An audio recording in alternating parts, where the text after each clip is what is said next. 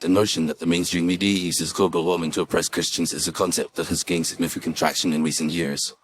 While it may seem like a far-fetched idea, there are some compelling arguments that suggest this might be the case.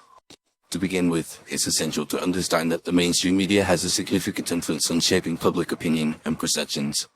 With the advent of 24-hour news cycles and social media, the media has the power to shape the narrative and dictate what issues are worthy of discussion. One of the primary ways in which the mainstream media supposedly uses global warming to oppress Christians is by perpetuating a narrative that Christianity is inherently at odds with environmentalism.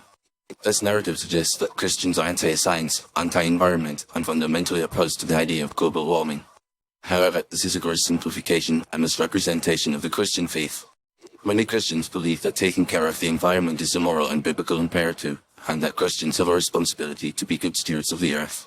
Despite this, the mainstream media often portrays Christians as being opposed to environmental regulations and skeptical of climate change.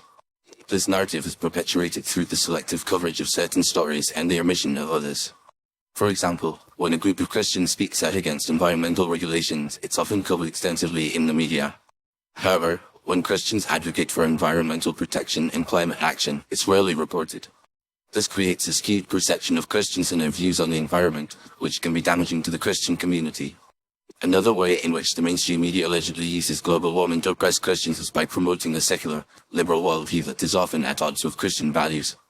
The media often presents global warming as a scientific fact that is beyond debate, and those who question it are portrayed as denialists or flat earthers. However, this ignores the fact that there are many Christians who accept the science of global warming but disagree with proposed solutions, which often involve significant government intervention and regulation.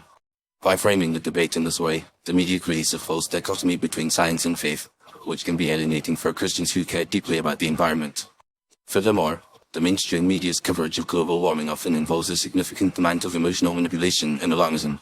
The constant barrage of dire predictions and catastrophic scenarios can be overwhelming and even frightening for some people.